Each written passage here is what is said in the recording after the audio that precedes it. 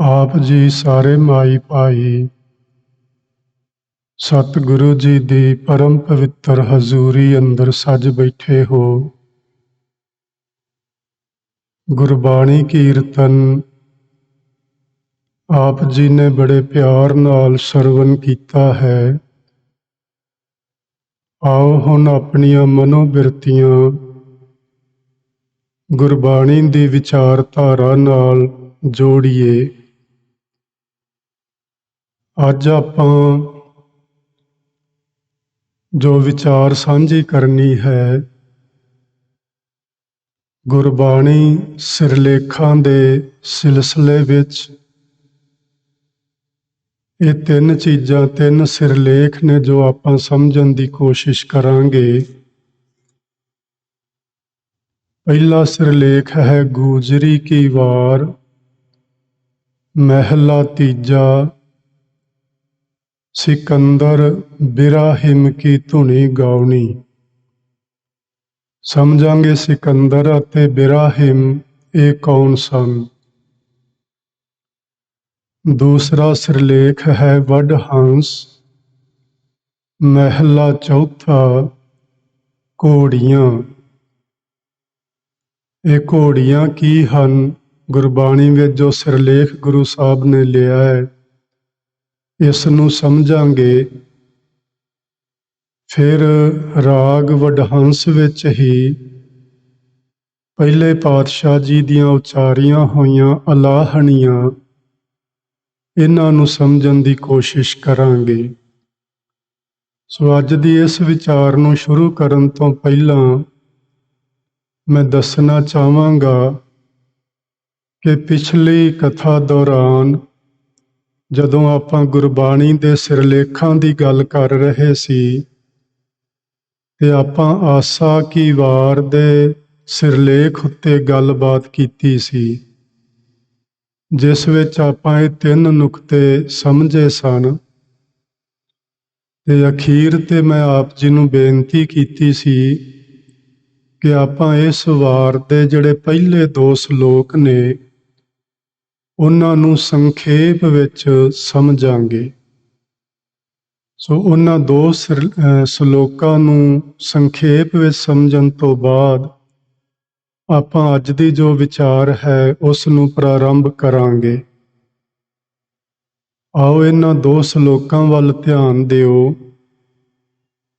ਇਹਨਾਂ ਸ਼ਲੋਕਾਂ ਵਿੱਚ ਵੈਸੇ ਇਹਨਾਂ ਦੀ ਕੋਈ ਵਿਆਖਿਆ ਬਹੁਤੀ ਔਖੀ ਨਹੀਂ, ਆਸਾਨੀ ਨਾਲ ਆਪਾਂ ਸਮਝ ਸਕਦੇ ਹਾਂ ਕਿ ਇਹਨਾਂ ਸ਼ਲੋਕਾਂ ਵਿੱਚ ਗੁਰੂ ਜੀ ਨੇ ਕੀ ਫਰਮਾਇਆ ਹੈ। ਲੇਕਿਨ ਇੱਕ ਸ਼ਬਦ ਇਹਨਾਂ ਦੋਹਾਂ ਸ਼ਲੋਕਾਂ ਵਿੱਚ ਹੈ ਗੁਰ, ਜਿਸ ਨੂੰ ਮੈਂ ਹਾਈਲਾਈਟ ਕੀਤਾ ਹੈ। ਇਹ ਗੁਰ ਸ਼ਬਦ ਨੂੰ ਆਪਾਂ ਜ਼ਰੂਰ ਸਮਝਣਾ ਹੈ ਕਿ ਗੁਰ ਕੀ ਹੈ। ਪਹਿਲਾ ਸ਼ਲੋਕ ਪਹਿਲੇ ਪਾਤਸ਼ਾਹ ਸ੍ਰੀ ਗੁਰੂ ਨਾਨਕ ਦੇਵ ਜੀ ਦਾ ਹੈ, ਜਿਸ ਵਿੱਚ ਉਹ ਆਖਦੇ ਨੇ, ਬਲਿਹਾਰੀ ਗੁਰ ਆਪਣੇ ਦਿਓ ਹਾੜੀ ਸਦ ਵਾਰ, ਜਿਨ ਮਾਨਸ ਤੇ ਦੇਵਤੇ ਕੀਏ ਕਰਤ ਨਾ ਲਾਗੀ ਵਾਰ। ਇਹਦਾ ਸੰਖੇਪ ਜਿਹਾ ਅਰਥ ਇਸ ਤਰ੍ਹਾਂ ਬਣਦਾ ਹੈ ਕਿ ਮੈਂ ਆਪਣੇ ਗੁਰੂ ਤੋਂ ਸੈਂਕੜੇ ਵਾਰ ਦਿਹਾੜੀ ਵਿੱਚ ਸਦਕੇ ਜਾਂਦਾ ਹਾਂ।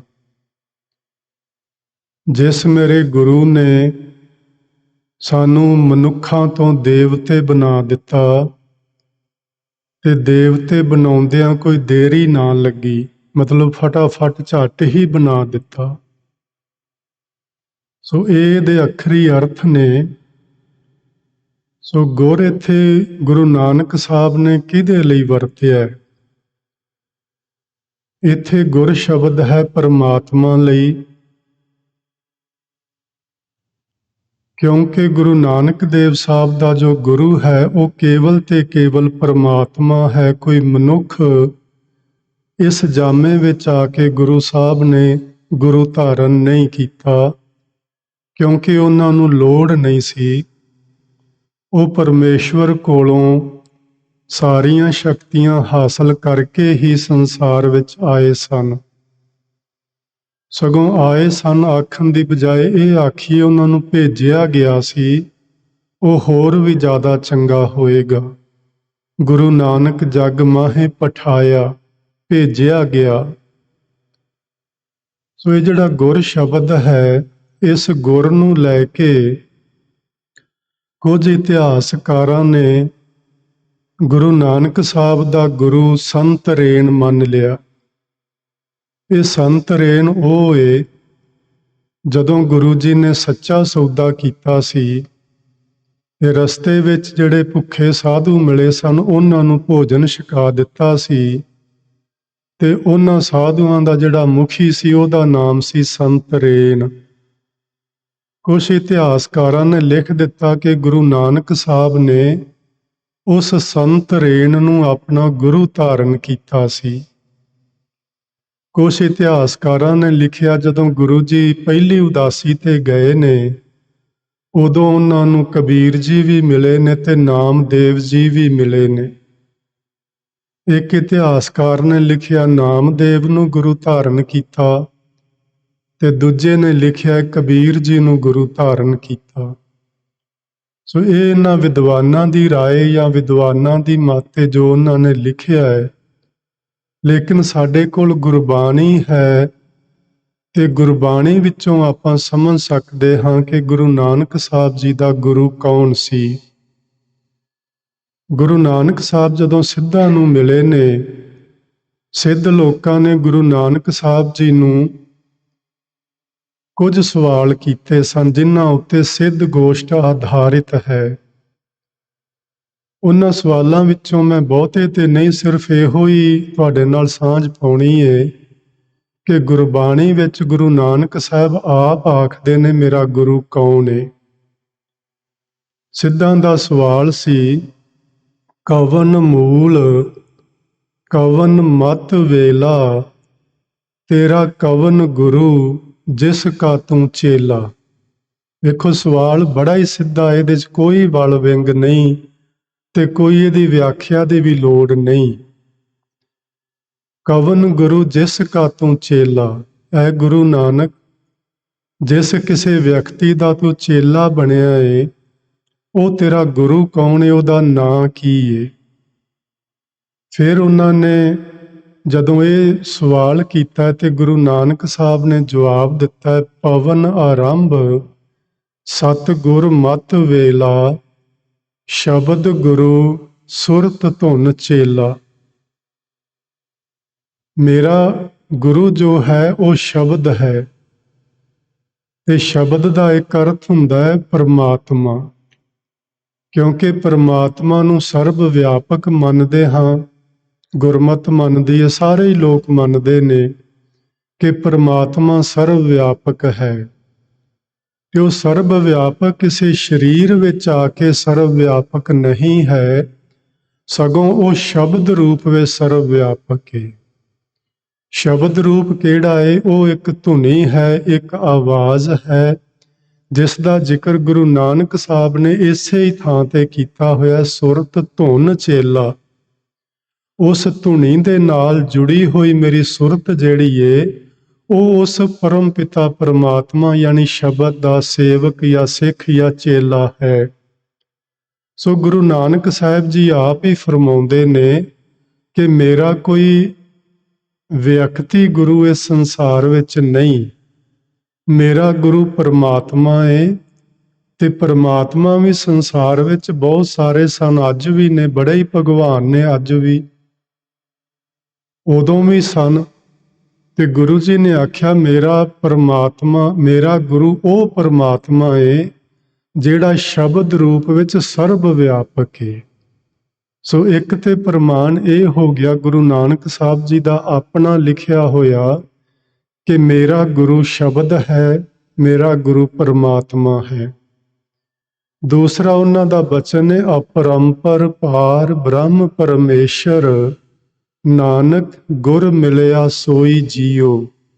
ਮੈਨੂੰ ਉਹ ਗੁਰੂ ਮਿਲਿਆ ਹੈ ਜਿਸ ਦਾ ਪਾਰਾਵਾਰ ਨਹੀਂ ਪਾਇਆ ਜਾ ਸਕਦਾ, ਜਿਹੜਾ ਈਸ਼ਵਰਾਂ ਦਾ ਈਸ਼ਵਰ ਹੈ, ਜਿਹੜਾ ਸਰਵ ਵਿਆਪਕ ਹੈ, ਜਿਹੜਾ ਪਾਰ ਬ੍ਰਹਮ ਹੈ, ਉਹ ਮੈਨੂੰ ਗੁਰੂ ਮਿਲਿਆ ਹੈ, ਉਹ ਮੈਨੂੰ ਗੁਰੂ ਪ੍ਰਾਪਤ ਹੋਇਆ ਹੈ। ਸੋ ਇਹ ਇਸ ਤਰ੍ਹਾਂ ਦੇ ਹੋਰ ਵੀ ਪ੍ਰਮਾਣ ਨੇ ਗੁਰਬਾਣੀ ਵਿੱਚ, ਜਿਨ੍ਹਾਂ ਵਿੱਚੋਂ ਇਹ ਸਮਝ ਪੈਂਦੀ ਏ ਕਿ ਗੁਰੂ ਨਾਨਕ ਸਾਹਿਬ ਆਪਣਾ ਗੁਰੂ ਅਕਾਲ ਪੁਰਖ ਵਾਹਿਗੁਰੂ ਨੂੰ ਹਰ ਵਕਤ ਮੰਨਦੇ ਨੇ। ਇਸੇ ਲਈ ਉਹ ਆਖਦੇ ਨੇ, ਮੈਂ ਆਪਣੇ ਗੁਰੂ ਤੋਂ ਸਦਕੇ ਜਾਂਦਾ ਹਾਂ। ਜਿਸ ਮੇਰੇ ਗੁਰੂ ਨੇ ਮਾਨਸਾਂ ਤੋਂ ਦੇਵਤੇ ਬਣਾ ਦਿੱਤੇ ਤੇ ਦੇਰੀ ਨਹੀਂ ਲਾਈ ਬਣਾਉਂਦਿਆਂ। ਅਸੀਂ ਥੋੜ੍ਹਾ ਜਿਹਾ ਦੇਵਤਾ ਦਾ ਅਰਥ ਵੀ ਸਮਝ ਲਈਏ। ਦੇਵਤੇ ਇੱਕ ਤੇ ਹਿੰਦੂ ਧਰਮ ਵਿੱਚ ਮੰਨੇ ਜਾਂਦੇ ਨੇ, ਜਿਵੇਂ ਇੰਦਰ ਦੇਵਤਾ ਏ, ਹੋਰ ਇਹਨਾਂ ਦੇ ਬੜੇ ਹੀ ਸਾਰੇ ਦੇਵੀਆਂ ਤੇ ਦੇਵਤੇ ਮੰਨੇ ਜਾਂਦੇ ਨੇ। ਇਹਨਾਂ ਦੇਵਤਿਆਂ ਦੀ ਗੱਲ ਗੁਰੂ ਨਾਨਕ ਸਾਹਿਬ ਨਹੀਂ ਕਰਦੇ। ਗੁਰੂ ਨਾਨਕ ਸਾਹਿਬ ਉਸ ਦੀ ਗੱਲ ਕਰਦੇ ਨੇ ਜਿਸ ਨੂੰ ਪ੍ਰਕਾਸ਼ ਰੂਪ ਦੇਵ ਆਖਿਆ ਜਾਂਦਾ ਹੈ। ਦੇਵ ਦਾ ਅਰਥ ਹੁੰਦਾ ਹੈ ਪ੍ਰਕਾਸ਼ ਰੂਪ ਪਰਮਾਤਮਾ। ਜਿਸ ਮੇਰੇ ਗੁਰੂ ਨੇ ਇਹਨਾਂ ਮਨੁੱਖਾਂ ਨੂੰ ਸਿੱਖਿਆ ਦੇ ਕੇ, ਆਪਣਾ ਉਪਦੇਸ਼ ਦੇ ਕੇ ਮਨੁੱਖਾਂ ਤੋਂ ਆਪਣਾ ਰੂਪ ਹੀ ਬਣਾ ਲਿਆ, ਦੇਵ ਰੂਪ ਪਰਮੇਸ਼ਵਰ ਹੀ ਬਣਾ ਲਿਆ। ਇੱਥੇ ਉਹਨਾਂ ਦੇਵਤਿਆਂ ਦੀ ਗੱਲ ਹੈ। ਦੇਵਤੇ ਦਾ ਇੱਕ ਮਤਲਬ ਹੁੰਦਾ ਹੈ ਇੱਕ ਬਹੁਤ ਚੰਗਾ ਇਨਸਾਨ ਜਿਹਦੇ ਵਿੱਚ ਔਗਣ ਨਹੀਂ ਹਨ, ਜਿਹੜਾ ਕੋਈ ਗੁਨਾਹ ਨਹੀਂ ਕਰਦਾ, ਜਿਹੜਾ ਕੋਈ ਐਬਾਂ ਦੀ ਵਰਤੋਂ ਨਹੀਂ ਕਰਦਾ, ਜਿਹਦੇ ਵਿੱਚ ਉਹ ਸਾਰੇ ਗੁਣ ਆ ਗਏ ਨੇ ਜਿਹੜੇ ਗੁਣ ਪਰਮਾਤਮਾ ਵਿੱਚ ਹਨ, ਇਸ ਕੁਦਰਤ ਵਿੱਚ ਹਨ, ਉਸ ਨੂੰ ਦੇਵਤਾ ਆਖਿਆ ਜਾਂਦਾ ਹੈ। ਸੋ ਇਹ ਸੀ ਪਹਿਲਾ ਸ਼ਲੋਕ, ਜਿਸ ਨੂੰ ਆਪਾਂ ਸੰਖੇਪ ਵਿੱਚ ਸਮਝਿਆ ਹੈ ਤੇ ਅਸਲ ਵਿੱਚ ਸੀ ਕਿ ਗੁਰ ਸ਼ਬਦ ਦੇ ਅਸੀਂ ਅਰਥ ਸਮਝ ਲਈਏ। ਜਿਹੜਾ ਦੂਜੇ ਸ਼ਲੋਕ ਵਿੱਚ ਗੁਰ ਸ਼ਬਦ ਏ, ਉਹਦਾ ਅਰਥ ਇਸ ਤੋਂ ਵੱਖਰਾ ਹੈ। ਉਹਦਾ ਅਰਥ ਕੀ ਹੈ ਆਪਾਂ ਸਮਝਦੇ ਹਾਂ। ਗੁਰੂ ਦੂਜੇ ਪਾਤਸ਼ਾਹ ਦਾ ਇਹ ਸ਼ਲੋਕ ਹੈ ਜਿਸ ਵਿੱਚ ਉਹਨਾਂ ਨੇ ਆਖਿਆ, ਜੇ 100 ਚੰਦਾ ਉਗਵੈ ਹੈ, ਸੂਰਜ ਚੜ੍ਹੈ ਹਜ਼ਾਰ, ਏਤੇ ਚਾਨਣ ਹੁੰਦਿਆਂ ਗੁਰ ਬਿਨ ਘੋਰ ਅੰਧਾਰ। ਇਹਦੇ ਸੰਖੇਪ ਅਰਥ ਅਸੀਂ ਇਸ ਤਰ੍ਹਾਂ ਵੀ ਸਮਝ ਲਈਏ ਕਿ ਜੇ ਆਕਾਸ਼ ਦੇ ਅੰਦਰ ਸੈਂਕੜੇ ਚੰਦਰਮਾ ਉਗਵ ਪੈਣ, ਚੜ੍ਹ ਪੈਣ, ਅਤੇ ਇਸ ਆਕਾਸ਼ ਦੇ ਵਿੱਚ ਹਜ਼ਾਰਾਂ ਹੀ ਸੂਰਜ ਚੜ੍ਹ ਪੈਣ, ਏਤੇ ਚਾਨਣ ਹੁੰਦਿਆਂ, ਜੇ ਇੰਨਾ ਵੱਡਾ ਪ੍ਰਕਾਸ਼ ਇਸ ਪੂਰੇ ਬ੍ਰਹਿਮੰਡ ਵਿੱਚ ਹੋ ਜਾਏ, ਇੰਨਾ ਪ੍ਰਕਾਸ਼ ਹੋਣ ਦੇ ਬਾਵਜੂਦ ਵੀ ਗੁਰ ਬਿਨ ਘੋਰ ਅੰਧਾਰ, ਗੁਰੂ ਤੋਂ ਬਿਨਾ ਸਾਡੇ ਹਿਰਦੇ ਦੇ ਅੰਦਰ ਅਗਿਆਨਤਾ ਦਾ ਹਨੇਰਾ ਟਿਕਿਆ ਰਹਿੰਦਾ ਹੈ। ਇਹ ਬਾਹਰ ਕਿੰਨਾ ਵੀ ਪ੍ਰਕਾਸ਼ ਹੋਵੇ, ਕਿੰਨੀ ਅਸੀਂ ਵੱਡੀ ਲਾਈਟ ਜਗਾ ਲਈਏ, ਉਹ ਸਾਡੇ ਅੰਦਰ ਪ੍ਰਕਾਸ਼ ਨਹੀਂ ਕਰਦੀ। ਉਹ ਸਿਰਫ ਬਾਹਰ ਮੁਖੀ ਪ੍ਰਕਾਸ਼ ਹੈ, ਸਾਨੂੰ ਬਾਹਰ ਵੇਖਣ ਵਿੱਚ ਉਹ ਸਹਾਇਕ ਹੁੰਦਾ ਹੈ, ਲੇਕਿਨ ਜਿਹੜੇ ਸਾਡੇ ਅੰਦਰ ਵਿਕਾਰ ਨੇ ਉਹਨਾਂ ਨੂੰ ਅਸੀਂ ਇਸ ਪ੍ਰਕਾਸ਼ ਵਿੱਚ ਨਹੀਂ ਲੱਭ ਸਕਦੇ। ਉਹਨਾਂ ਨੂੰ ਲੱਭਣ ਵਾਸਤੇ ਸਾਨੂੰ ਗੁਰੂ ਦੇ ਗਿਆਨ ਰੂਪੀ ਪ੍ਰਕਾਸ਼ ਦੀ ਲੋੜ ਹੈ, ਤੇ ਉਹ ਗਿਆਨ ਸੱਚੇ ਗੁਰੂ ਕੋਲੋਂ ਪ੍ਰਾਪਤ ਹੁੰਦਾ ਹੈ। ਸੱਚੇ ਗੁਰੂ ਦੇ ਸੰਬੰਧ ਵਿੱਚ ਗੁਰਬਾਣੀ ਵਿੱਚ ਇਹ ਬਚਨ ਲਿਖੇ ਗਏ ਨੇ, ਭੂਲੇ ਮਾਰਗ ਜਿਨਹਿ ਬਤਾਇਆ, ਐਸਾ ਗੁਰ ਵਡ ਭਾਗੀ ਪਾਇਆ। ਜਿਸ ਮੇਰੇ ਗੁਰੂ ਨੇ ਮੈਨੂੰ ਭੁੱਲੇ ਹੋਏ ਨੂੰ, ਮੈਨੂੰ ਕੁਰਾਏ ਪਏ ਹੋਏ ਨੂੰ ਸਹੀ ਰਸਤੇ ਤੇ ਲੈ ਆਂਦਾ ਹੈ, ਇਹੋ ਜਿਹਾ ਗੁਰੂ ਮੈਨੂੰ ਵੱਡਿਆਂ ਭਾਗਾਂ ਨਾਲ ਮਿਲਿਆ ਹੈ। ਅਸੀਂ ਕਿਉਂਕਿ ਇਹ ਸ਼ਲੋਕ ਗੁਰੂ ਅੰਗਦ ਦੇਵ ਮਹਾਰਾਜ ਜੀ ਦਾ ਹੈ, ਜੇ ਅਸੀਂ ਗੁਰੂ ਅੰਗਦ ਦੇਵ ਸਾਹਿਬ ਜੀ ਦੀ ਗੱਲ ਕਰੀਏ ਤੇ ਜਦੋਂ ਉਹ ਗੁਰੂ ਨਹੀਂ ਸਨ ਬਣੇ, ਉਹ ਭਾਈ ਲਹਿਣੇ ਦੇ ਰੂਪ ਵਿੱਚ ਸਨ, ਤੇ ਆਪਾਂ ਸਾਰਿਆਂ ਨੂੰ ਹਿਸਟਰੀ ਦਾ ਪਤਾ ਹੈ ਕਿ ਉਹ ਦੇਵੀ ਦੇ ਪੁਜਾਰੀ ਸਨ। ਉਹ ਵੈਸ਼ਨੂ ਦੇਵੀ ਤੇ ਜਾਂਦੇ ਸਨ, ਉਹਦੀਆਂ ਭੇਟਾਂ ਗਾਉਂਦੇ ਸਨ, ਉਹ ਆਪਣੇ ਜਥੇ ਦੇ ਮੁਖੀ ਵੀ ਸਨ। ਸਾਰੀ ਉਹਨਾਂ ਨੂੰ ਬੜਾ ਵੱਡਾ ਮਾਣ ਤੇ ਸਨਮਾਨ ਵੀ ਮਿਲਿਆ ਹੋਇਆ ਸੀ। ਇਹ ਸਾਰੀ ਪ੍ਰਭੂਤਾ ਉਹਨਾਂ ਦੇ ਪਾਸ ਸੀ। ਲੇਕਿਨ ਜਦੋਂ ਗੁਰੂ ਨਾਨਕ ਸਾਹਿਬ ਪੂਰੇ ਸੱਚੇ ਗੁਰੂ ਨੂੰ ਮਿਲਦੇ ਨੇ ਤੇ ਉਹ ਕਹੇ ਉੱਠਦੇ ਨੇ ਕਿ ਮੈਂ ਸੱਚਮੁੱਚ ਹੀ ਆਪਣੇ ਜੀਵਨ ਵਿੱਚ ਭੁੱਲਿਆ ਭਟਕਿਆ ਫਿਰਦਾ ਸਾਂ। ਮੈਨੂੰ ਸੱਚਾ ਗੁਰੂ ਮਿਲਿਆ ਹੈ। ਇਸ ਗੁਰੂ ਨੇ ਮੈਨੂੰ ਮੇਰੇ ਜੀਵਨ ਦਾ ਸਹੀ ਰਸਤਾ ਵਿਖਾ ਦਿੱਤਾ ਹੈ। ਗੁਰੂ ਵੇਖੋ, ਅੱਜ ਕੱਲ੍ਹ ਜਿਹੜੇ ਗੁਰੂ ਨੇ ਨਾ, ਕੋਈ ਸਾਨੂੰ ਧਾਗੇ ਦਿੰਦਾ ਹੈ ਵੀ ਇਹਨੂੰ ਗਲੇ ਪਾ ਲਓ, ਬਾਂਹ ਨਾ ਬੰਨ੍ਹ ਲਓ। ਕੋਈ ਤਵੀਤ ਦਿੰਦਾ, ਇਹਨੂੰ ਪਾਣੀ 'ਚ ਘੋਲ ਕੇ ਪੀ ਲਓ। ਕੋਈ ਕੁਝ ਤੇ ਕੋਈ ਕੁਝ, ਬਹੁਤ ਸਾਰੇ ਤਰੀਕੇ ਨੇ ਨਾ ਕੱਚਿਆਂ ਪਿੱਲਿਆਂ ਗੁਰੂਆਂ ਕੋਲ ਆਪਣੇ ਸੇਵਕ ਬਣਾਉਣ ਵਾਸਤੇ।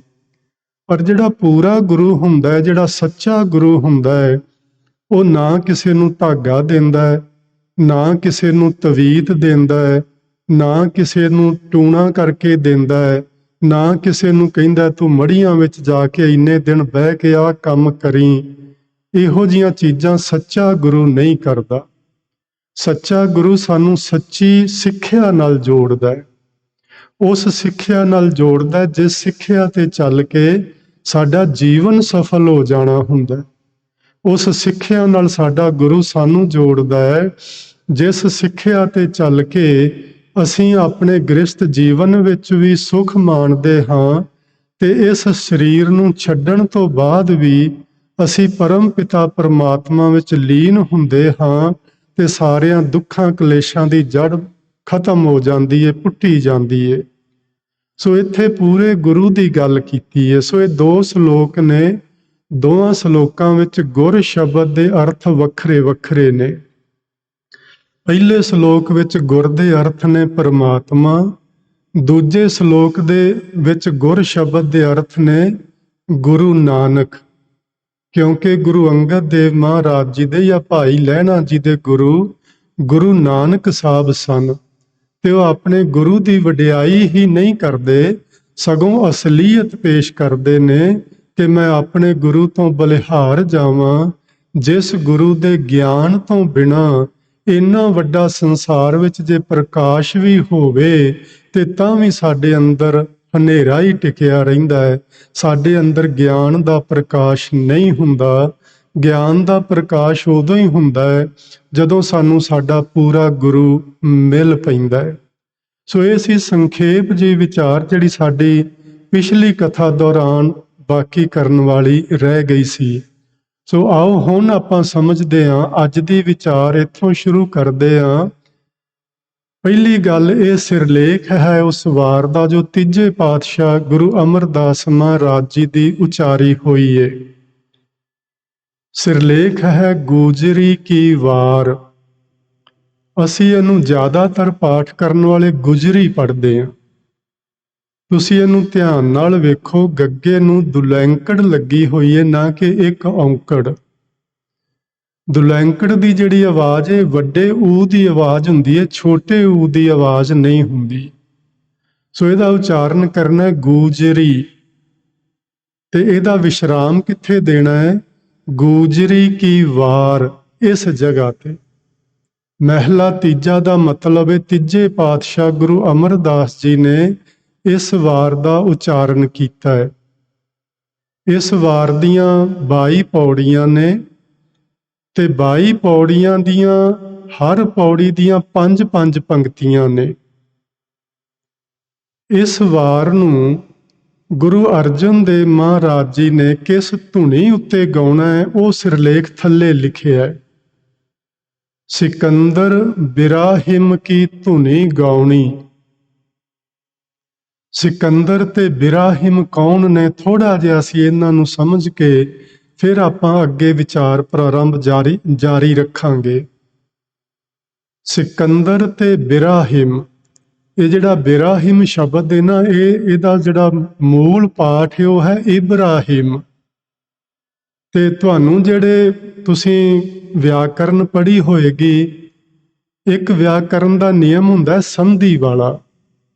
ਜਦੋਂ ਆਪਾਂ ਸ਼ਬਦਾਂ ਦੀ ਸੰਧੀ ਕਰਦੇ ਹਾਂ ਤੇ ਉਦੋਂ ਕਈ ਅੱਖਰ ਵਿੱਚੋਂ ਨਿਕਲ ਜਾਂਦੇ ਨੇ ਤੇ ਉਹਨਾਂ ਅੱਖਰਾਂ ਦੀ ਥਾਵਾਂ ਤੇ ਮਾਤਰਾਵਾਂ ਆ ਜਾਂਦੀਆਂ ਨੇ।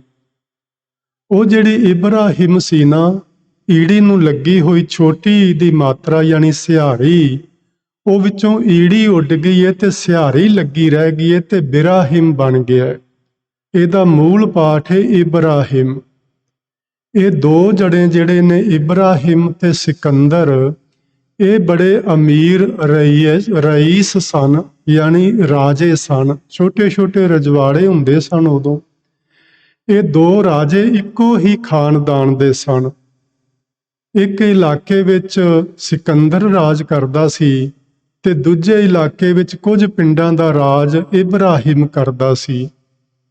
ਜਿਹੜਾ ਇਬਰਾਹਿਮ ਹੈ ਇਹ ਬੜਾ ਦੁਰਾਚਾਰੀ ਵਿਭਚਾਰੀ ਕਿਸਮ ਦਾ ਪੁਰਸ਼ ਹੈ, ਤੇ ਜਿਹੜਾ ਸਿਕੰਦਰ ਹੈ ਇਹ ਬੜਾ ਧਰਮਾਤਮਾ ਕਿਸਮ ਦਾ ਪੁਰਸ਼ ਹੈ। ਇਹਦੇ ਰਾਜ ਵਿੱਚ ਸੁਖ ਤੇ ਸ਼ਾਂਤੀ ਹੈ। ਇਬਰਾਹਿਮ ਦੇ ਰਾਜ ਵਿੱਚ ਇਹਨੇ ਆਪ ਖੁਦ ਹੀ ਬੜਾ ਉਪਦਰ ਮਚਾਇਆ ਹੋਇਆ ਹੈ। ਇਹ ਆਪਣੀ ਪ੍ਰਜਾ ਨੂੰ ਦੁਖੀ ਕਰਦਾ ਹੈ। ਜੇ ਸੰਖੇਪ ਵਿੱਚ ਮੈਂ ਆਖ ਦਿਆਂ ਤੇ ਚੰਗਾ ਹੋਏਗਾ ਕਿ ਇਹ ਪਰ ਕੰਨਿਆਵਾਂ ਦਾ ਸੱਤ ਭੰਗ ਕਰਨ ਨੂੰ ਬੜਾ ਹੀ ਉਤਾਵਲਾ ਰਹਿੰਦਾ। ਇੰਨੀ ਗੱਲ ਤੋਂ ਤੁਸੀਂ ਸਮਝ ਜਾਓਗੇ ਇਹ ਕਿਸ ਕਿਸਮ ਦਾ ਆਦਮੀ ਸੀ। ਇੱਕ ਕੰਨਿਆ ਜਿਸ ਨੂੰ ਇਹਨੇ ਵੇਖਿਆ, ਉਸ ਦਾ ਧਰਮ ਭੰਗ ਕਰਨ ਵਾਸਤੇ ਇਸ ਨੇ ਕੋਸ਼ਿਸ਼ ਕੀਤੀ। ਉਸ ਕੰਨਿਆ ਦਾ ਪਿਤਾ ਸਿਕੰਦਰ ਦੇ ਕੋਲ ਚਲਾ ਗਿਆ। ਸਿਕੰਦਰ ਕੋਲ ਜਾ ਕੇ ਉਹਨੇ ਆਪਣੀ ਪੁਕਾਰ ਕੀਤੀ। ਆਪਾਂ ਇਹ ਗੱਲ ਸਮਝਦੇ ਹਾਂ ਕਿ ਪੁਰਾਣੇ ਸਮੇਂ ਵਿੱਚ ਜਦੋਂ ਇਹੋ ਜਿਹੇ ਕੰਮ ਹੁੰਦੇ ਸਨ ਤੇ ਲੋਕ ਜ਼ਿਆਦਾਤਰ ਵੱਡਿਆਂ ਲੋਕਾਂ ਕੋਲ ਜਾ ਕੇ ਆਪਣੀ ਪੁਕਾਰ ਕਰਦੇ ਸਨ। ਇਹੋ ਜਿਹੀ ਪੁਕਾਰ ਬਹੁਤ ਵਾਰੀ ਅਕਾਲ ਤਖਤ ਤੇ ਕੀਤੀ ਗਈ ਏ ਤੇ ਅਕਾਲ ਤਖਤ ਦੇ ਵਕਤ ਦੇ ਜਥੇਦਾਰਾਂ ਨੇ ਉਹਨਾਂ ਦੀ ਪੁਕਾਰ ਨੂੰ ਸੁਣ ਕੇ ਉਹਨਾਂ ਦੀ ਸਹਾਇਤਾ ਵੀ ਕੀਤੀ ਏ। ਸੋ ਇਸੇ ਤਰ੍ਹਾਂ ਸਿਕੰਦਰ ਦੇ ਕੋਲ ਉਸ ਕੰਨਿਆ ਦਾ ਪਿਤਾ ਆਪਣੀ ਪੁਕਾਰ ਲੈ ਕੇ ਪਹੁੰਚਿਆ। ਸਿਕੰਦਰ ਇੱਕ ਧਰਮਾਤਮਾ ਕਿਸਮ ਦਾ ਆਦਮੀ ਹੈ। ਉਸ ਨੇ ਉਸੇ ਵੇਲੇ ਹੀ ਸੈਨਾ ਲੈ ਕੇ ਆਪਣੀ ਇਬਰਾਹਿਮ ਦੇ ਉੱਤੇ ਚੜ੍ਹਾਈ ਕਰ ਦਿੱਤੀ। ਇਬਰਾਹਿਮ ਦੇ ਨਾਲ ਲੜਾਈ ਹੋਈ, ਯੁੱਧ ਹੋਇਆ। ਇਬਰਾਹਿਮ ਉਸ ਯੁੱਧ ਦੇ ਵਿੱਚ ਸਿਕੰਦਰ ਦੇ ਹੱਥੀਂ ਆਇਆ, ਯਾਨੀ ਉਹ ਫੜਿਆ ਗਿਆ। ਉਸ ਨੂੰ ਬੰਦੀ ਬਣਾ ਕੇ ਜੇਲ੍ਹ ਖਾਨੇ ਵਿੱਚ ਪਾ ਦਿੱਤਾ ਗਿਆ। ਆਖਰ ਇਬਰਾਹਿਮ ਨੇ ਇਹ ਗੱਲ ਮੰਨੀ ਕਿ ਅੱਜ ਤੋਂ ਬਾਅਦ ਉਹ ਇਹੋ ਜਿਹਾ ਕੋਈ ਕਰਮ ਨਹੀਂ ਕਰੇਗਾ। ਉਹ ਆਪਣੇ ਰਾਜ ਦੇ ਅੰਦਰ ਆਪਣੀ ਪ੍ਰਜਾ ਨੂੰ ਸੁਖ ਦੇਵੇਗਾ। ਉਹਨਾਂ ਦੇ ਨਾਲ ਇਹੋ ਜਿਹੇ ਦੁਰਾਚਾਰੀ ਕਿਸਮ ਦੇ ਕਰਮ ਹਰਗਿਜ਼ ਨਹੀਂ ਕਰੇਗਾ। ਤੇ ਉਹ ਸਿਕੰਦਰ ਕੋਲੋਂ ਮੁਆਫੀ ਮੰਗਦਾ ਹੈ ਆਪਣੇ ਪਿਛਲੇ ਕੀਤੇ ਹੋਏ ਮਾੜੇ ਕਰਮਾਂ ਦੀ। ਜਦੋਂ ਉਹਨੇ ਮੁਆਫੀ ਮੰਗੀ ਤੇ ਅੱਗੇ ਤੋਂ ਤੌਬਾ ਕੀਤੀ ਕਿ ਉਹ ਇਹੋ ਜਿਹਾ ਕੋਈ ਕਰਮ ਅੱਗੇ ਤੋਂ ਨਹੀਂ ਕਰੇਗਾ, ਸਿਕੰਦਰ ਨੇ ਉਸ ਨੂੰ ਆਜ਼ਾਦ ਕਰ ਦਿੱਤਾ। ਤੇ ਸਿਕੰਦਰ ਦੀ ਇਹ ਜਿਹੜੀ ਧਰਮਾਤਮਾ ਵਾਲੀ ਬਿਰਤੀ ਸੀ ਤੇ ਲੋਕ ਭਲਾਈ ਦੇ ਕੰਮ ਕਰਦਾ ਸੀ, ਉਹ ਦੁਰਾਚਾਰੀਆਂ ਨੂੰ ਡੰਡ ਦਿੰਦਾ ਸੀ। ਉਸ ਦੀ ਇਸ ਬਿਰਤੀ ਨੂੰ, ਇਸ ਸੂਰਬੀਰਤਾ ਨੂੰ ਅਤੇ ਇਸ ਬਹਾਦਰੀ ਨੂੰ ਵੇਖ ਕੇ ਉਸ ਵਕਤ ਦੇ ਢਾਡੀਆਂ ਨੇ ਇੱਕ ਵਾਰ ਲਿਖੀ ਸੀ। ਉਸ ਵਾਰ ਦੀ ਇਹ ਪਹਿਲੀ ਪੌੜੀ ਸਾਡੇ ਕੋਲ ਮੌਜੂਦ ਹੈ, ਜਿਹੜੀ ਭਾਈ ਕਾਹਨ ਸਿੰਘ ਨਾਭਾ ਨੇ ਆਪਣੇ ਮਹਾਨ ਕੋਸ਼ ਵਿੱਚ ਲਿਖੀ ਹੋਈ ਹੈ। ਜੇ ਤੁਸੀਂ ਸਰਚ ਕਰਨਾ ਹੋਵੇ ਤੇ ਮਹਾਨ ਕੋਸ਼ ਵਿੱਚ ਧੁਨੀ ਸ਼ਬਦ ਨੂੰ ਸਰਚ ਕਰ ਲੈਣਾ, ਉਹਦੇ ਹੇਠਾਂ ਇਹ ਤੁਹਾਨੂੰ ਮਿਲ ਜਾਏਗੀ। ਇਸ ਪੌੜੀ ਵਿੱਚ ਉਹ ਲਿਖਦੇ ਨੇ, ਪਾਪੀ ਖਾਨ ਬਿਰਾਮ ਪਰ, ਇੱਥੇ ਬਿਰਾਮ ਦਾ ਮਤਲਬ ਇਬਰਾਹਿਮ। ਪਾਪੀ ਖਾਨ ਬਿਰਾਮ ਪਰ ਚੜ੍ਹਿਆ ਸਿਕੰਦਰ, ਭੇੜ ਦੋਹਾਂ ਦਾ ਮੱਚਿਆ ਵੱਡ ਰਣ ਦੇ ਅੰਦਰ। ਫੜਿਆ ਖਾਨ ਬਿਰਾਮ ਨੂੰ ਕਰ ਵੱਡ ਆਡੰਬਰ, ਬੱਧਾ ਸੰਗਲ ਪਾਏ ਕੈ ਜਨ ਕੀਲੇ ਬੰਦਰ। ਇਬਰਾਹਿਮ ਨੂੰ ਸਿਕੰਦਰ ਨੇ ਫੜ ਕੇ ਇਸ ਤਰ੍ਹਾਂ ਬੰਨ੍ਹ ਲਿਆ, ਮਾਨੋ ਜਿਵੇਂ ਉਹ ਪਿੰਡਾਂ ਵਿੱਚ ਮਦਾਰੀ ਪਾਉਣ ਵਾਲੇ ਬੰਦਰ ਨੂੰ ਬੰਨ੍ਹ ਕੇ ਲਈ ਫਿਰਦੇ ਹੁੰਦੇ ਨੇ, ਇਸ ਤਰ੍ਹਾਂ ਬੰਨ੍ਹ ਲਿਆ। ਆਪਣਾ ਹੁਕਮ ਮਨਾਏ ਕੈ ਛੱਡਿਆ ਜੱਗ ਅੰਦਰ। ਜਦੋਂ ਇਬਰਾਹਿਮ ਨੇ ਮੁਆਫੀ ਮੰਗੀ ਤੇ ਸਿਕੰਦਰ ਦੇ ਹੁਕਮ ਨੂੰ ਪ੍ਰਵਾਨ ਕਰ ਲਿਆ ਕਿ ਅੱਜ ਤੋਂ ਬਾਅਦ ਇਹੋ ਜਿਹਾ ਦੁਰਾਚਾਰੀਆਂ ਵਾਲਾ ਕੋਈ ਵੀ ਕਰਮ ਮੈਂ ਨਹੀਂ ਕਰਾਂਗਾ, ਤਾਂ ਉਸ ਨੂੰ ਰਿਹਾ ਕਰ ਦਿੱਤਾ ਗਿਆ। ਸੋ ਇਹ ਪੌੜੀ ਉਸ ਵਕਤ ਦੇ ਢਾਡੀਆਂ ਨੇ ਗਾਵੀ। ਇਹਦੀਆਂ ਵੀ 5 ਹੀ ਪੰਕਤੀਆਂ ਨੇ, 5 ਹੀ ਲਾਈਨਾਂ ਨੇ। ਇਸੇ ਤਰ੍ਹਾਂ ਪੰਜ ਪੰਜ ਹੀ ਲਾਈਨਾਂ ਇਸ ਗੂਜਰੀ ਕੀ ਵਾਰ ਜਿਹੜੀ ਤੀਜੇ ਪਾਤਸ਼ਾਹ ਨੇ ਉਚਾਰੀ ਏ, ਉਸ ਦੀਆਂ ਪੌੜੀਆਂ ਦੀਆਂ ਪੰਜ ਪੰਜ ਪੰਕਤੀਆਂ ਹੀ ਹਨ। ਜੇ ਅਸੀਂ ਇੱਕ ਪੌੜੀ, ਪਹਿਲੀ ਪੌੜੀ ਦੇ ਦਰਸ਼ਨ ਕਰੀਏ ਤੇ ਉਹ ਇਸ ਪ੍ਰਕਾਰ ਹੈ। ਔਰ ਉਸ ਸਿਕੰਦਰ ਇਬਰਾਹਿਮ ਦੀ ਪੌੜੀ ਪੜ੍ਹ ਕੇ ਵੇਖੋ ਤੇ ਇਸ ਵਾਰ ਦੀਆਂ ਪੌੜੀਆਂ ਪੜ੍ਹ ਕੇ ਵੇਖੋ, ਬਿਲਕੁਲ ਸੁਰ ਮੇਲ ਖਾਂਦੀ ਏ। ਆਪਣਾ ਆਪ ਉਪਾਇਓਨ ਤਦੋਂ ਹੋਰ ਨਾ ਕੋਈ, ਮਤਾ ਮਸੂਰਤ ਆਪ ਕਰੇ ਜੋ ਕਰੇ ਸੋ ਹੋਈ। ਤਦਹੁ ਆਕਾਸ਼ ਨਾ ਪਾਤਾਲ ਹੈ ਨਾ ਤ੍ਰੈ ਲੋਈ, ਤਦਹੁ ਆਪੇ ਆਪ ਨਿਰੰਕਾਰ ਹੈ ਨਾ ਓਪਤ ਹੋਈ।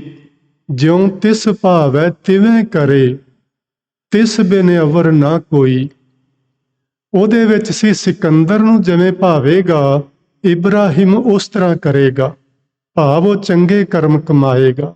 ਇੱਥੇ ਪ੍ਰਮਾਤਮਾ ਨੂੰ ਇਸ ਵਾਰ ਦਾ ਨਾਇਕ ਮੰਨਿਆ ਗਿਆ ਹੈ, ਹੀਰੋ ਮੰਨਿਆ ਗਿਆ ਹੈ।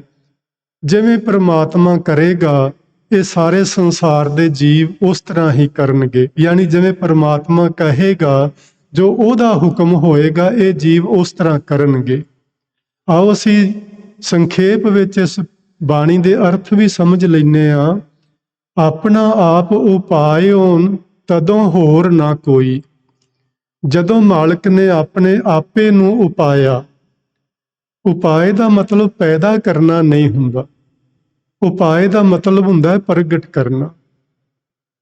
ਸੋ ਇੱਥੇ ਜਿਹੜੀ ਆਸਾ ਕੀ ਵਾਰ ਅਸੀਂ ਪਹਿਲਾਂ ਸਮਝੀਏ, ਉਸ ਦੀ ਪਹਿਲੀ ਪੌੜੀ ਜਿਹੜੀ ਏ, ਉਹਦੇ ਵਿੱਚ ਗੁਰੂ ਸਾਹਿਬ ਨੇ ਆਖਿਆ, ਆਪੀ ਨੇ ਆਪ ਸਾਜਿਓ, ਆਪੀ ਨੇ ਰਚਿਓ ਨਾਉ। ਇੱਥੇ ਲਿਖਿਆ ਆਪਣਾ ਆਪ ਉਪਾਇਓਨ ਤਦੋਂ ਹੋਰ ਨਾ ਕੋਈ। ਜਦੋਂ ਮਾਲਕ ਨੇ ਆਪਣੇ ਆਪ ਨੂੰ ਪ੍ਰਗਟ ਕੀਤਾ ਇਸ ਬ੍ਰਹਿਮੰਡ ਦੇ ਅੰਦਰ, ਉਦੋਂ ਕੋਈ ਹੋਰ ਹੈ ਨਹੀਂ ਸੀ। ਇਸੇ ਲਈ ਪਰਮਾਤਮਾ ਬਾਰੇ ਸਾਨੂੰ ਕੇਵਲ ਤੇ ਕੇਵਲ ਗੁਰਬਾਣੀ ਵਿੱਚੋਂ ਸਹੀ ਜਾਣਕਾਰੀ ਮਿਲਦੀ ਏ। ਬਾਹਰੋਂ ਕਿਸੇ ਧਰਮ ਪੁਸਤਕ ਵਿੱਚੋਂ, ਵਿਦਵਾਨਾਂ ਦੀਆਂ ਲਿਖਤਾਂ ਜਿਹੜੀਆਂ ਉਹਨਾਂ ਨੇ ਗੁਰਬਾਣੀ ਨੂੰ ਛੱਡ ਕੇ ਲਿਖੀਆਂ ਨੇ, ਉਹਨਾਂ ਵਿੱਚੋਂ ਪੂਰਨ ਤੌਰ ਤੇ ਸਚਾਈ ਨਹੀਂ ਮਿਲਦੀ। ਪਰਮਾਤਮਾ ਦੇ ਸੰਬੰਧ ਵਿੱਚ ਉਹਨਾਂ ਦੇ ਨੇੜੇ ਤਾਂ ਇਹ ਸਾਨੂੰ ਲੋਕ ਲੈ ਜਾਂਦੇ ਨੇ, ਪਰਮਾਤਮਾ ਦੇ ਗੁਣਾਂ ਬਾਰੇ ਸਾਨੂੰ ਜਾਣਕਾਰੀ ਦਿੰਦੇ ਨੇ, ਪਰ ਅਸਲੀਅਤ ਤੋਂ ਪਿੱਛੇ ਰਹਿ ਜਾਂਦੇ ਆ। ਗੁਰਬਾਣੀ ਸਾਨੂੰ ਅਸਲੀਅਤ ਤੱਕ ਲੈ ਜਾਂਦੀ ਏ ਤੇ ਗੁਰਬਾਣੀ ਸਾਨੂੰ ਇਹ ਦੱਸਦੀ ਏ ਕਿ ਸਾਨੂੰ ਇਹ ਜ਼ਰੂਰਤ ਹੀ ਨਹੀਂ ਕਿ ਅਸੀਂ ਇਹ ਸਮਝਣ ਦੀ ਕੋਸ਼ਿਸ਼ ਕਰੀਏ ਕਿ ਪਰਮਾਤਮਾ ਕੀ ਏ। ਸਾਨੂੰ ਜ਼ਰੂਰਤ ਹੈ ਅਸੀਂ ਪਰਮਾਤਮਾ ਦੇ ਹੁਕਮ ਨੂੰ ਸਮਝੀਏ, ਉਸ ਨੂੰ ਮੰਨੀਏ ਤੇ ਉਹਦੇ ਮੁਤਾਬਕ ਜੀਵਨ ਜੀ ਕੇ ਅਸੀਂ ਆਪਣਾ ਜੀਵਨ ਸਫਲ ਕਰੀਏ। ਗੁਰਬਾਣੀ ਸਾਨੂੰ ਇਹ ਆਦੇਸ਼ ਕਰਦੀ ਏ। ਗੁਰਬਾਣੀ ਦਾ ਪਵਿੱਤਰ ਫਰਮਾਨ ਏ, ਪਿਤਾ ਕਾ ਜਨਮ ਕੇ ਜਾਣੈ ਪੂਤ। ਅਸੀਂ ਜਿੰਨੇ ਲੋਕ ਸੰਸਾਰ ਵਿੱਚ ਪੈਦਾ ਹੋਏ ਆ, ਚਾਹੇ ਸਾਧੂ ਸੰਤ ਨੇ, ਚਾਹੇ ਮਹਾਤਮਾ ਨੇ, ਚਾਹੇ ਵਿਦਵਾਨ ਲੋਕ ਨੇ, ਚਾਹੇ ਸਾਇੰਸਦਾਨ ਲੋਕ ਨੇ, ਪਿਤਾ ਕਾ ਜਨਮ ਕੇ ਜਾਣੈ ਪੂਤ। ਪੁੱਤਰ ਨੂੰ ਪਿਤਾ ਦੇ ਜਨਮ ਬਾਰੇ ਕੀ ਜਾਣਕਾਰੀ ਹੋ ਸਕਦੀ ਏ, ਜਦੋਂ ਕਿ ਪੁੱਤਰ ਉਦੋਂ ਹੈ ਹੀ ਨਹੀਂ ਸੀ ਜਦੋਂ ਪਿਤਾ ਦਾ ਜਨਮ ਹੋਇਆ ਸੀ। ਇਸੇ ਤਰ੍ਹਾਂ ਪਰਮਾਤਮਾ ਦੇ ਬਾਰੇ ਸਾਨੂੰ ਪੂਰੀ ਜਾਣਕਾਰੀ ਕਦੇ ਵੀ ਨਾ ਮਿਲੇਗੀ। ਸਿਰਫ ਤੇ ਸਿਰਫ ਅਸੀਂ ਗੁਰਮਤਿ ਨੂੰ ਸਮਝ ਕੇ ਪਰਮਾਤਮਾ ਵਿੱਚ ਲੀਨ ਹੋ ਸਕਦੇ ਹਾਂ, ਉਹਦੇ ਵਿੱਚ ਸਮਾ ਸਕਦੇ ਹਾਂ। ਗੁਰੂ ਸਾਹਿਬ ਨੇ ਜਪਜੀ ਸਾਹਿਬ ਵਿੱਚ ਸਾਨੂੰ ਇਹੋ ਹੀ ਗੱਲ ਸਮਝਾਈ ਸੀ, ਨਦੀਆਂ ਅਤੇ ਵਾਹ ਪਵਹਿ ਸਮੁੰਦ ਨਾ ਜਾਣੀਐ। ਨਦੀਆਂ ਤੇ ਨਾਲੇ ਸਮੁੰਦਰ ਵਿੱਚ ਪੈ ਤਾਂ ਸਕਦੇ ਨੇ, ਉਹਦੇ ਵਿੱਚ ਲੀਨ ਹੋ ਸਕਦੇ ਨੇ, ਸਮਾ ਸਕਦੇ ਨੇ, ਉਹਨਾਂ ਦਾ ਆਪਣਾ ਆਪਾ ਮਿਟ ਸਕਦਾ ਹੈ। ਲੇਕਿਨ ਉਸ ਨਦੀ, ਕਿਸੇ ਨਾਲੇ ਨੂੰ ਅਸੀਂ ਆਖੀਏ ਸਾਨੂੰ ਵਾਪਸ ਆ ਕੇ ਸਮੁੰਦਰ ਬਾਰੇ ਜਾਣਕਾਰੀ ਦੇ, ਇਹ ਗੱਲ ਨਹੀਂ ਹੋ ਪਾਏਗੀ, ਇਹ ਉਹ ਕਰਮ ਨਹੀਂ ਕਰ ਸਕੇਗਾ। ਇਸੇ ਤਰ੍ਹਾਂ ਇਹ ਅਸੀਂ ਨਦੀਆਂ ਨਾਲਿਆਂ ਦੀ ਤਰ੍ਹਾਂ ਪਰਮਾਤਮਾ ਵਿੱਚ ਅਸੀਂ ਸਾਰੇ ਜੀਵ ਲੀਨ ਤੇ ਹੋ ਸਕਦੇ ਹਾਂ, ਪਰ ਉਹਦੇ ਬਾਰੇ ਪੂਰਨ ਤੌਰ ਤੇ ਜਾਣਕਾਰੀ ਕਦੇ ਵੀ ਨਾ ਦਿੱਤੀ ਜਾ ਸਕੇਗੀ। ਇਸ ਲਈ ਗੁਰੂ ਜੀ ਆਖਦੇ ਨੇ ਤਦੋਂ ਹੋਰ ਨਾ ਕੋਈ, ਉਦੋਂ ਕੋਈ ਹੋਰ ਹੈ ਹੀ ਨਹੀਂ ਸੀ। ਮਤਾ ਮਸੂਰਤ ਆਪ ਕਰੇ। ਮਤਾ ਮਸੂਰਤ ਦਾ ਮਤਲਬ ਹੁੰਦਾ ਹੈ ਸਲਾਹ ਮਸ਼ਵਰਾ। ਉਹ ਆਪ ਹੀ ਸਲਾਹ ਮਸ਼ਵਰਾ ਕਰਦਾ, ਜੋ ਕਰੇ ਸੋ ਹੋਈ। ਜੋ ਉਹ ਕਰਦਾ ਹੈ ਉਹੋ ਹੀ ਬ੍ਰਹਿਮੰਡ ਵਿੱਚ ਹੁੰਦਾ ਹੈ। ਜਦੋਂ ਉਹਨੇ ਆਪਣੇ ਆਪੇ ਨੂੰ ਸਾਜਿਆ, ਆਪੀ ਨੇ ਆਪ ਸਾਜਿਓ, ਜਦੋਂ ਆਪਣੇ ਆਪ ਦੀ ਸਿਰਜਣਾ ਕੀਤੀ, ਤਦੋਂ ਆਕਾਸ਼ ਨਾ ਪਾਤਾਲ ਹੈ ਨਾ ਤ੍ਰੈ ਲੋਈ। ਉਦੋਂ ਨਾ ਇਹ ਤਿੰਨੇ ਲੋਕ ਸਨ, ਨਾ ਕੋਈ ਪਤਾਲ ਲੋਕ ਸੀ, ਨਾ ਕੋਈ ਆਕਾਸ਼ ਲੋਕ ਸੀ, ਉਦੋਂ ਇਹ ਕੁਝ ਵੀ ਨਹੀਂ ਸੀ। ਤਦੋਂ ਆਪੇ ਆਪ ਨਿਰੰਕਾਰ ਹੈ। ਨਿਰੰਕਾਰ ਦਾ ਮਤਲਬ ਹੁੰਦਾ ਹੈ ਨਿਰਆਕਾਰ, ਜਿਸ ਦਾ ਕੋਈ ਆਕਾਰ ਨਹੀਂ ਸੀ, ਜੋ ਪ੍ਰਕਾਸ਼ ਸਵਰੂਪ ਸੀ, ਜੋ ਸ਼ਬਦ ਰੂਪ ਸੀ, ਜੋ ਜੋਤ ਰੂਪ ਸੀ। ਤਦੋਂ ਆਪੇ ਆਪ ਨਿਰੰਕਾਰ ਹੈ, ਨਾ ਓਪਤ ਹੋਈ। ਉਦੋਂ ਇਹ ਬਾਕੀ ਉਤਪੱਤੀ ਅਜੇ ਨਹੀਂ ਸੀ ਹੋਈ। ਜਿਉਂ ਤਿਸ ਭਾਵੈ ਤਿਵੇਂ ਕਰੈ। ਜਿਵੇਂ ਉਸ ਮਾਲਕ ਨੂੰ ਬਈ ਚੰਗਾ ਲੱਗਦਾ ਹੈ, ਉਹ ਉਸ ਤਰ੍ਹਾਂ ਹੀ ਕਰਦਾ ਹੈ। ਤਿਸ ਬਿਨ ਅਵਰ ਨਾ ਕੋਈ, ਉਸ ਤੋਂ ਬਿਨਾ ਕੋਈ ਹੋਰ ਨਹੀਂ ਜੋ ਕੁਝ ਕਰ ਸਕਦਾ ਹੋਵੇ। ਸੋ ਇਹ ਬਚਨ ਤੀਜੇ ਪਾਤਸ਼ਾਹ ਸੱਚੇ ਸਤਿਗੁਰੂ ਗੁਰੂ ਅਮਰਦਾਸ ਮਹਾਰਾਜ ਜੀ ਨੇ ਸਾਡੇ ਵਾਸਤੇ ਲਿਖੇ ਨੇ ਕਿ ਅਸੀਂ ਪਰਮਾਤਮਾ ਨੂੰ ਸਮਝ ਪਾਈਏ ਕਿ ਪਰਮਾਤਮਾ ਕੀ ਹੈ। ਏਡੀ ਵੱਡੀ ਹਸਤੀ ਜਿਸ ਨੂੰ ਅਸੀਂ ਜੇ ਸੋਚੀਏ ਕਿ ਅਸੀਂ ਉਹਨੂੰ ਪੂਰਨ ਤੌਰ ਤੇ ਸਮਝ ਲਈਏ ਤੇ ਕਿਵੇਂ ਸਮਝ ਪਾਵਾਂਗੇ। ਜੇ ਕੋਈ ਸਾਡੇ ਜਿਹਾ ਅਣਜਾਣ ਆਦਮੀ ਆਖੇ ਕਿ ਸੂਰਜ ਮੇਰੇ ਘਰ ਦੇ ਵਿਹੜੇ ਵਿੱਚ ਆ ਜਾਏ ਤੇ ਕਿਵੇਂ ਆਏਗਾ। ਜਿਵੇਂ ਸੂਰਜ ਕਿਸੇ ਦੇ ਘਰ ਦੇ ਵਿਹੜੇ ਵਿੱਚ ਚਾਰ ਦੀਵਾਰੀ ਵਿੱਚ ਨਹੀਂ ਆ ਸਕਦਾ, ਇਸੇ ਤਰ੍ਹਾਂ ਪੂਰਾ ਪਰਮਾਤਮਾ ਸਾਡੀ ਇਸ ਤੁੱਛ ਜਿਹੀ ਬੁੱਧੀ ਵਿੱਚ ਵੀ ਸਮਾ ਨਹੀਂ ਸਕੇਗਾ। ਜਿਵੇਂ ਸੂਰਜ ਦੀਆਂ ਚੰਦ ਕਿਰਨਾਂ ਸਾਡੇ ਘਰ ਆ ਸਕਦੀਆਂ ਨੇ, ਇਸੇ ਤਰ੍ਹਾਂ ਪਰਮਾਤਮਾ ਦੀਆਂ ਚੰਦ ਕਿਰਨਾਂ, ਉਹਦਾ ਥੋੜਾ ਜਿਹਾ ਪ੍ਰਕਾਸ਼ ਸਾਡੇ ਹਿਰਦੇ ਵਿੱਚ ਵੀ ਆ ਸਕਦਾ ਹੈ। ਬਸ ਉਹਦੀ ਹੀ ਸਾਨੂੰ ਜ਼ਰੂਰਤ ਹੈ। ਸਾਨੂੰ ਬਹੁਤੀਆਂ ਵੱਡੀਆਂ ਮੱਲਾਂ ਮਾਰਨ ਦੀ ਲੋੜ ਨਹੀਂ। ਸਾਨੂੰ ਇੱਕੋ ਹੀ ਗੱਲ ਦੀ ਲੋੜ ਹੈ ਕਿ ਅਸੀਂ ਚੰਗੇ ਇਨਸਾਨ ਬਣੀਏ, ਧਰਮ ਕਮਾਈਏ, ਇਬਰਾਹਿਮ ਵਾਲੀ ਬਿਰਤੀ ਦਾ ਤਿਆਗ ਕਰੀਏ, ਸਿਕੰਦਰ ਵਾਲੀ ਬਿਰਤੀ ਨੂੰ ਅਪਣਾਈਏ।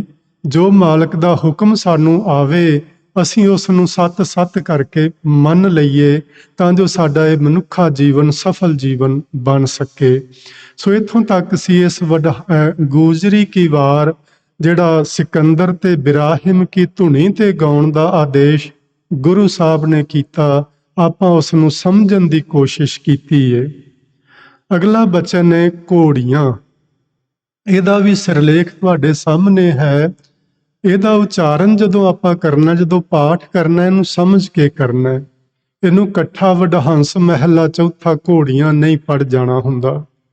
ਵਡਹੰਸ ਤੇ ਵਿਰਾਮ ਦੇਣ, ਇਹਦਾ ਮਤਲਬ ਹੈ ਵਡਹੰਸ ਉਹ ਰਾਗ ਹੈ ਜਿਸ ਰਾਗ ਵਿੱਚ ਗੁਰੂ ਜੀ ਨੇ ਇਹ ਘੋੜੀਆਂ ਦੇ ਸਿਰਲੇਖ ਹੇਠਾਂ 2 ਛੰਤ ਲਿਖੇ ਨੇ। ਇੱਥੇ ਵਿਰਾਮ ਦੇ ਕੇ ਯਾਨੀ ਵਿਸ਼ਰਾਮ ਦੇ ਕੇ ਅੱਗੇ ਪੜ੍ਹਨਾ ਮਹਿਲਾ ਚੌਥਾ, ਜਿਹਦਾ ਮਤਲਬ ਹੈ ਗੁਰੂ ਨਾਨਕ ਸਾਹਿਬ ਜੀ ਦਾ ਚੌਥਾ ਸਵਰੂਪ। ਧੰਨ ਗੁਰੂ ਰਾਮਦਾਸ ਮਹਾਰਾਜ ਇਸ ਬਾਣੀ ਦਾ ਉਚਾਰਨ ਕਰਦੇ ਨੇ ਤੇ ਘੋੜੀਆਂ ਇਸ ਸ਼ਬਦ, ਇਹਨਾਂ 2 ਸ਼ਬਦਾਂ ਦਾ ਸਿਰਲੇਖ ਹੈ। ਘੋੜੀ ਇੱਕ ਵਚਨ ਹੁੰਦਾ ਹੈ ਤੇ ਜਦੋਂ ਇਸ ਘੋੜੀ ਨੂੰ ਬਹੁ ਵਚਨ ਬਣਾਉਣਾ ਹੋਵੇ ਉਦੋਂ ਇਹਦੇ ਪਿੱਛੇ ਐੜਾ ਤੇ ਕੰਨਾ ਲਗਾ ਕੇ ਉੱਤੇ ਬਿੰਦੀ ਲਾਈ ਜਾਂਦੀ। ਇਹਦਾ ਉਚਾਰਨ ਹੁੰਦਾ ਹੈ ਘੋੜੀਆਂ। ਸੋ ਇਹਦਾ ਉਚਾਰਨ ਕਰਨਾ ਹੈ ਵਡਹੰਸ ਮਹਿਲਾ ਚੌਥਾ ਘੋੜੀਆਂ। ਇਹ ਘੋੜੀਆਂ ਕੀ ਹਨ ਇਹ ਵੀ ਸਮਝਣ ਦੀ ਲੋੜ ਹੈ। ਆਪਾਂ ਪਿੱਛੇ ਸਮਝਿਆ ਸੀ ਕਿ ਗੁਰੂ ਸਾਹਿਬ ਨੇ ਸਾਡੇ ਵਾਸਤੇ ਇੱਕ ਨਵੀਂ ਪਿਰਤ ਪਾਈ ਸੀ, ਸਾਨੂੰ ਇੱਕ ਨਵਾਂ ਰਸਤਾ ਵਿਖਾਇਆ ਸੀ, ਸਾਨੂੰ ਇੱਕ ਨਵੀਂ ਸੇਧ ਦਿੱਤੀ ਸੀ, ਜਿਸ ਸੇਧ ਤੇ ਚੱਲ ਕੇ ਅਸੀਂ ਆਪਣਾ ਜੀਵਨ ਸਫਲ ਬਣਾਈਏ। ਉਹ ਸੇਧ ਕੀ ਹੈ ਕਿ ਇਹੋ ਜਿਹੇ ਸਮੇਂ ਜਿਹੜੇ ਖੁਸ਼ੀਆਂ ਦੇ ਹੁੰਦੇ ਸਨ ਜਾਂ ਗਮੀਆਂ ਦੇ ਹੁੰਦੇ ਸਨ, ਉਹਨਾਂ ਸਮਿਆਂ ਤੇ ਲੋਕ ਖੁਸ਼ੀਆਂ ਦੇ ਸਮਿਆਂ ਤੇ ਗੀਤ ਗਾਇਆ ਕਰਦੇ ਸਨ ਤੇ ਗਮੀਆਂ ਦੇ ਸਮਿਆਂ ਤੇ ਵੈਣ ਪਾਇਆ ਕਰਦੀਆਂ ਸਨ ਔਰਤਾਂ। ਵੈਣ ਜਿਹੜੇ ਹੁੰਦੇ ਨੇ ਗਮੀ ਦੇ ਗੀਤ ਕਹੇ ਜਾਂਦੇ ਨੇ। ਖੁਸ਼ੀਆਂ ਦੇ ਗੀਤ ਜਦੋਂ ਲੋਕ ਗਾਉਂਦੇ ਸਨ ਖੁਸ਼ੀਆਂ ਦੇ ਮੌਕਿਆਂ ਤੇ ਉਹਨਾਂ ਗੀਤਾਂ ਦੇ ਵਿੱਚ ਅਸ਼ਲੀਲਤਾ ਭਰੀ ਹੁੰਦੀ ਸੀ। ਜਿਹੜੇ ਗਮੀਆਂ ਦੇ ਮੌਕਿਆਂ ਤੇ ਵੈਣ ਪਾਏ ਜਾਂਦੇ ਸਨ, ਗਮੀ ਦੇ ਗੀਤ ਗਾਏ ਜਾਂਦੇ ਸਨ, ਉਹਨਾਂ ਵਿੱਚ ਬੜੀ ਨਿਘਾਰਤਾ ਹੁੰਦੀ ਸੀ। ਉਹ ਬੜੀ ਘਟੀਆ ਕਿਸਮ ਦੇ ਹੁੰਦੇ ਸਨ, ਜਿਨ੍ਹਾਂ ਵਿੱਚ ਬੰਦੇ ਦਾ ਲੱਕ ਹੀ ਤੋੜ ਕੇ ਸੁੱਟ ਦਿੱਤਾ ਜਾਂਦਾ ਸੀ। ਯਾਨੀ ਮਨ ਇੰਨਾ ਥੱਲੇ ਡਿੱਗ ਪੈਂਦਾ ਸੀ ਉਹਨਾਂ ਵੈਣਾਂ ਨੂੰ ਸੁਣ ਕੇ ਕਿ ਜਿਵੇਂ ਹੁਣ ਉੱਠ ਹੀ ਨਹੀਂ ਸਕੇਗਾ। ਅਸੀਂ ਜਦੋਂ ਅਲਾਹਣੀਆਂ ਤੇ ਜਾਵਾਂਗੇ ਉਦੋਂ ਇਹ ਗੱਲ ਸਮਝਾਂਗੇ ਵੈਣ ਕਿਵੇਂ ਪਾਉਂਦੀਆਂ ਸਨ ਔਰਤਾਂ ਪੁਰਾਣੇ ਸਮੇਂ 'ਚ। ਅੱਜ ਵੀ ਪਿੰਡਾਂ 'ਚ ਕਈ ਥਾਈਂ ਪਾਉਂਦੀਆਂ ਨੇ, ਪਰ ਹੁਣ ਅਸੀਂ ਘੋੜੀਆਂ ਦੀ ਗੱਲ ਸਮਝ ਰਹੇ ਹਾਂ। ਇਹ ਖੁਸ਼ੀ ਦੇ ਗੀਤ ਨੇ। ਇਹ ਕਦੋਂ ਗਾਏ ਜਾਂਦੇ ਸਨ? ਪੁਰਾਣੇ ਸਮੇਂ ਵਿੱਚ ਜਦੋਂ ਲਾੜਾ ਵਿਆਹੁਣ ਲਈ ਜਾਂਦਾ ਸੀ ਤੇ ਜਿਹੜੀ ਉਹ ਬਰਾਤ ਹੁੰਦੀ ਸੀ ਨਾ, ਉਹ ਘੋੜੀਆਂ ਤੇ ਜਾਇਆ ਕਰਦੀ ਸੀ। ਉਦੋਂ ਕੋਈ ਹੋਰ ਸਾਧਨ ਨਹੀਂ ਸਨ ਹੁੰਦੇ, ਨਾ ਸਾਧਨ ਸਨ ਨਾ ਹੀ ਰਸਤੇ ਸਨ ਜਿਨ੍ਹਾਂ ਤੋਂ ਕੋਈ ਮੋਟਰ ਗੱਡੀ ਲੰਘਾ ਲਈ ਜਾਏ।